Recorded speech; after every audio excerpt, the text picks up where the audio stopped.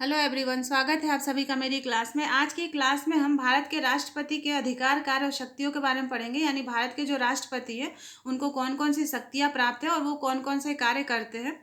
तो अगर देखा जाए तो भारत के राष्ट्रपति को दो तरह की शक्तियां प्राप्त है। एक तो साधारण परिस्थितियों में प्रयुक्त शांतिकालीन शक्तियां, जिसमें 5 तरह की शक्तियां हैं: कार्यपालिका शक्तियां, विधायी शक्तियां, न्यायिक शक्तियां, वित्तीय शक्तियां और सैनिक एवं विविध शक्तियां। और असाधारण काल में प्रयुक्त शक्तियों में यानी आपातकालीन शक्तियों में युद्ध, विदेशी आक्रमण या शस्त्र विद्रोह होने पर जो शक्तियां प्राप्त है। दूसरा है राज्यों में संवैधानिक यंत्र के विफल हो जाने पे जो शक्तियां प्राप्त है, यानी जब राष्ट्रपति शासन लागू होता है उस समय जो शक्तियां प्राप्त है। और तीसरा वित्तीय आपात, यानी देश में जब वित्तीय आपात की स्थिति उत्पन्न होती है तो उस समय जो उनको शक्तियां प्राप्त है और जो कार्य करते हैं। तो ये सारी चीज़ों को हम पढ़ेंगे, लेकिन इससे पहले हम ये जानेंगे कि भारत के जो राष्ट्रपति हैं उनको इतनी सारी शक्तियां प्राप्त है। जो अभी हमने देखा दो तरह की शक्तियों में जो शक्तियां उनको प्राप्त है, इसके बावजूद भी ऐसा क्यों कहा जाता है कि भारत के जो राष्ट्रपति वो रबर स्टाम्प है। यानी भारत के राष्ट्रपति को रबर स्टाम्प क्यों कहा जाता है? क्योंकि राष्ट्रपति का कार्य कैबिनेट के निर्णयों पर सिर्फ मुहर लगाना होता है, या फिर भारत के संघ की कार्यपालिका शक्ति राष्ट्रपति में निहित होते हुए भी उन्हें किसी भी कार्य में यानी न्यायिक शक्तियों का प्रयोग मंत्रिमंडल के परामर्श से ही करना पड़ता है। या फिर भारत के जो राष्ट्रपति हैं उनको सैनिक शक्तियाँ या फिर अन्य शक्तियाँ प्राप्त होने के बावजूद भी किसी भी कार्य के लिए संसद का अनुमति और निर्णय लेना जरूरी होता है। यानी बिना संसद के निर्णय और अनुमति के बिना भारत के जो राष्ट्रपति हैं वो कोई कार्य नहीं कर सकते। और इन्हीं सारे बातों को ध्यान में रखते हुए ऐसा कहा जाता है कि भारत के राष्ट्रपति एक रबर स्टाम्प की तरह कार्य करते हैं। लेकिन इन सभी बातों को भी गलत साबित किया है। भारत के कुछ ऐसे राष्ट्रपति हुए हैं जिन्होंने इस सभी बातों को गलत साबित किया, जैसे के.आर. नारायणन, ज्ञानी जैल सिंह, प्रतिभा पाटिल, एपीजे अब्दुल कलाम जैसे बहुत से ऐसे राष्ट्रपति हुए जिन्होंने इस बात को गलत साबित किया कि ऐसा नहीं है कि भारत के राष्ट्रपति रबर स्टाम्प की तरह है। वो अपने निर्णय से भी बहुत सारे कार्य कर सकते हैं और उन्होंने ऐसे कार्य किए जिससे ये साबित हुआ कि भारत के राष्ट्रपति जो भारत राज्य के प्रमुख है, प्रथम नागरिक है और राष्ट्र की एकता अखंडता का प्रतीक है, वो उसको बनाए रखने के लिए और बहुत सारे ऐसे कार्य कर सकते हैं जो उनके अधिकार क्षेत्र में आते हैं। तो चलिए शुरू करते हैं। भारत के राष्ट्रपति, इनको निर्वाचित किया जाता है। बहुत बार एग्जाम में ऐसे प्रश्न पूछे जाते हैं कि भारत के जो राष्ट्रपति होते हैं उनको निर्वाचित किया जाता है या फिर मनोनीत किया जाता है या फिर नियुक्त किए जाते हैं। तो जो भारत के राष्ट्रपति हैं वो वो निर्वाचित किए जाते हैं। और अनुच्छेद भारतीय संविधान के अनुच्छेद 52 में ऐसा उपबंधित है कि भारत का एक राष्ट्रपति होगा और भारत का जो राष्ट्रपति है वो भारतीय संघ का प्रधान होगा।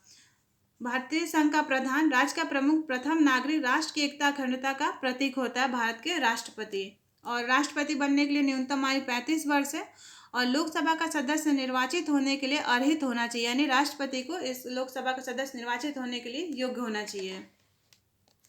अब हम इनको जो शक्तियां प्राप्त है भारत के राष्ट्रपति को उनके बारे में देखेंगे। साधारण काल में प्रयुक्त शांतिकालीन शक्तियां, यानी जो दो प्रकार की शक्तियां प्राप्त है उसमें पहला है कार्यपालिका शक्तियां, विधायी शक्तियां, फिर न्यायिक शक्तियां, वित्तीय शक्तियां एवं सैनिक एवं विविध शक्तियां। और असाधारण काल में प्रयुक्त जो शक्तियां हैं यानी आपातकालीन शक्तियां, उसमें युद्ध, विदेशी आक्रमण, सशस्त्र विद्रोह होने पे, राज्यों में संवैधानिक यंत्र के विफल हो जाने पे जब राष्ट्रपति शासन लागू करना पड़ता है। और तीसरा है वित्तीय आपात संबंधी शक्तियां। अब हम इसको डिटेल में पढ़ेंगे। राष्ट्रपति, भारतीय संविधान के अनुच्छेद 52 में यह उपबंधित है कि भारत का एक राष्ट्रपति होगा। राष्ट्रपति भारतीय संघ का प्रधान तथा अध्यक्ष होता है। संघ की कार्यपालिका शक्तियां राष्ट्रपति में निहित होती है और ये अनुच्छेद 53 के अनुसार कहा गया है। अपनी शक्तियों का प्रयोग वह प्रत्यक्ष रूप से स्वयं या अपने अधीनस्थ अधिकारियों के माध्यम से कराता है। राष्ट्रपति भारत का राज्य प्रमुख, प्रथम नागरिक तथा राष्ट्र की एकता, अखंडता एवं सुदृढ़ता का प्रतीक है। अब राष्ट्रपति की शक्तियों के बारे में देखेंगे। संविधान के अनुच्छेद 53 के अनुसार संघ की कार्यपालिका शक्तियां राष्ट्रपति में निहित होंगी, जिसका प्रयोग वह स्वयं या अधीनस्थ अधिकारियों के द्वारा करेगा। राष्ट्रपति को दो प्रकार की शक्तियां प्राप्त है। साधारण परिस्थितियों में प्रयुक्त शांतिकालीन शक्तियां, जिसमें कार्यपालिका शक्तियों के बारे में देखते हैं। भारतीय संघ की समस्त कार्यपालिका शक्ति राष्ट्रपति में निहित है। संविधान के अनुच्छेद 77 के अनुसार भारत सरकार के कार्यपालिका संबंधी कार्य राष्ट्रपति के नाम से संपादित किए जाएंगे। अनुच्छेद 74 के अनुसार संघीय मंत्रिमंडल का प्रधान प्रधानमंत्री होता है। राष्ट्रपति को उसकी कार्यपालिका शक्तियों में उपयोग में लाने के लिए के लिए सलाह एवं सहायता देगा, यानी जो भारत के प्रधानमंत्री होते हैं वो राष्ट्रपति को उनके कार्यों में सहायता और सलाह देते हैं करने के लिए। जिस विषयों पर संसद कानून बना सकती है उनके संबंध में कार्यपालिका संबंधी अधिकारों का प्रयोग राष्ट्रपति कर सकता है और राष्ट्रपति मंत्रियों के कार्यों का विभाजन करता है, यानी ये सारे कार्य कार्यपालिका शक्ति के अंतर्गत आते हैं। अब विधायी शक्तियों को देखते हैं। राष्ट्रपति संसद का अभिन्न अंग है। राष्ट्रपति को अनेक प्रकार के विधायी कार्य करने होते हैं।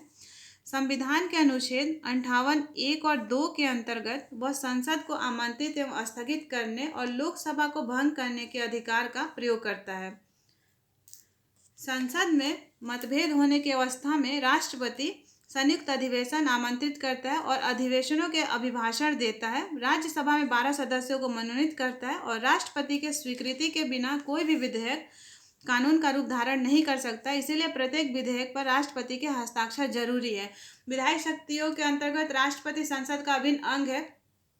जब हम संसद के बारे में पढ़ते हैं तो उसमें ऐसा हम देखते हैं कि संसद के का 2 सदन है, यानी राज्यसभा और लोकसभा सदन है। लेकिन जब संसद के अंग के बारे में बात किया जाता है कि भारतीय संविधान के जो संसद है वो उसके कितने अंग हैं, तो उसके 3 अंग होते हैं, लोकसभा, राज्यसभा और राष्ट्रपति। और उसी के तहत राष्ट्रपति को विधायी शक्तियाँ प्राप्त है, जो बहुत सारे कार्य राष्ट्रपति के द्वारा किए जाते हैं। तीसरा है न्यायिक शक्तियाँ। भारतीय राष्ट्रपति को सर्वोच्च न्यायालय तथा उच्च न्यायालय के न्यायाधीशों की नियुक्ति करना, सर्वोच्च न्यायालय के अधिकारियों और कर्मचारियों की नियुक्ति के संबंध में नियमों का निर्धारण के अलावा संविधान के अनुच्छेद 72 के अनुसार उन्हें क्षमा दान करने का अधिकार प्राप्त है। वह दंड को पूर्ण रूप से क्षमा, स्थगित अथवा परिवर्तित कर सकता है। यहाँ पे नोट है, इन व्यवहारों का प्रयोग वह मंत्रिमंडल के परामर्श से करेगा, यानी मंत्रिमंडल के परामर्श लेने के बाद ही वो ये सारे कार्य कर सकते हैं न्यायिक शक्तियों के अंतर्गत। नेक्स्ट है वित्तीय शक्तियाँ। राष्ट्रपति के नाम से ही प्रतिवर्ष बजट वित्त मंत्री के द्वारा संसद में पेश किया जाता है। उनकी अनुमति के बिना कोई भी वित्त विधेयक लोकसभा में प्रस्तावित नहीं किया जा सकता है।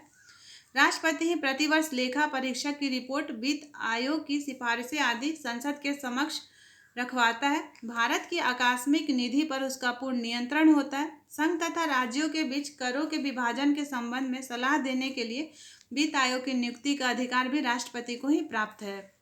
नेक्स्ट है सैनिक एवं विविध शक्तियाँ।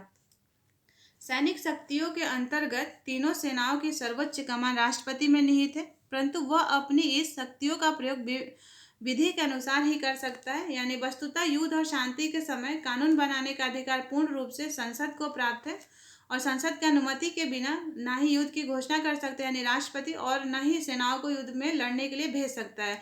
तो ये संसद ये राष्ट्रपति के कार्य थे। शांतिकालीन जो शक्तियाँ उनको प्राप्त है, शांतिकालीन के समय में जो शक्तियाँ प्राप्त है, लेकिन इस कार्य में ये सारी शक्तियाँ प्राप्त होने के बावजूद भी कहीं ना कहीं उनको राष्ट्रपति को मंत्रिमंडल से परामर्श लेना पड़ता है और या फिर संसद के निर्णय लेने के बाद या अनुमति के बाद ही उनको वो कुछ कार्य कर सकते हैं। अब देखेंगे असाधारण परिस्थितियों में प्रयुक्त आपातकालीन शक्तियाँ। भारतीय संविधान में यह स्पष्ट करने का प्रयास नहीं किया गया है कि संकटकालीन स्थिति क्या है, फिर भी भारतीय संविधान का अभिप्राय ऐसे संभावित परिस्थितियों से है जिसमें शीघ्र करने की आवश्यकता होती है और जिसमें हम पढ़ेंगे कि युद्ध, विदेशी आक्रमण या सशस्त्र विद्रोह होने पे जो राष्ट्रपति को जो शक्तियाँ प्रदान की गई हैं।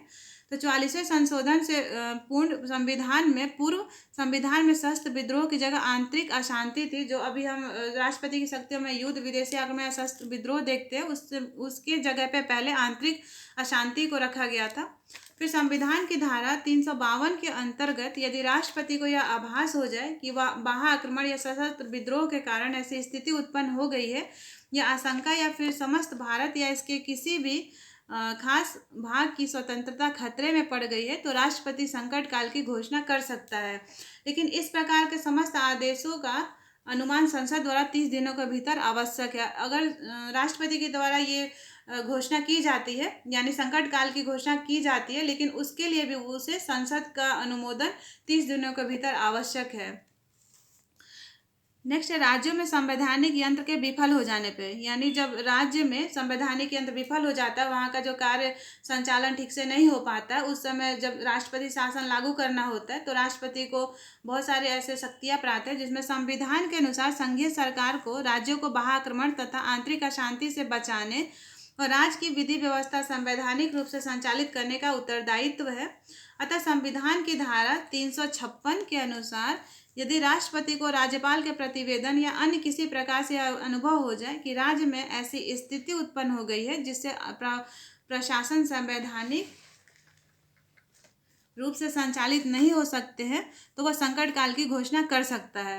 लेकिन इस प्रस्ताव का अनुमोदन संसद के दोनों सदनों द्वारा आवश्यक है। अगर राष्ट्रपति ऐसी घोषणा करता है, यानी राज्य में राष्ट्रपति शासन लागू करने के लिए, उसके लिए भी उसे संसद के दोनों सदनों यानी राज्यसभा और लोकसभा का प्रस्ताव मतलब वहाँ से आवश्यक है अनुमोदन होना। नेक्स्ट है वित्तीय आपात।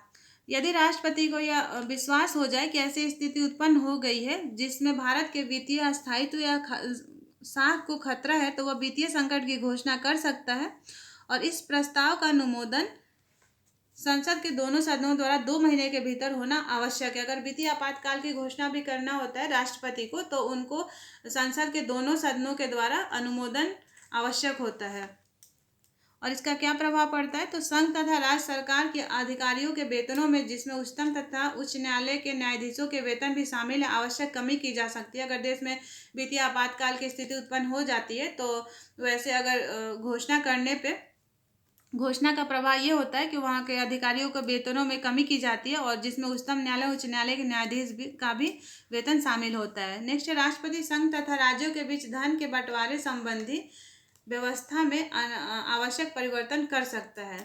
तो ये भारत के राष्ट्रपति से बहुत ही इम्पोर्टेंट ये टॉपिक है और एग्ज़ाम में इससे प्रश्न पूछे जाते हैं। और इसके नेक्स्ट वीडियो में हम ये पढ़ेंगे कि भारत के राष्ट्रपति को रबर स्टाम्प कहा जाता है, लेकिन बहुत सारे ऐसे राष्ट्रपति हुए जिन्होंने ये साबित किया कि भारत के राष्ट्रपति रबर स्टाम्प की तरह नहीं है।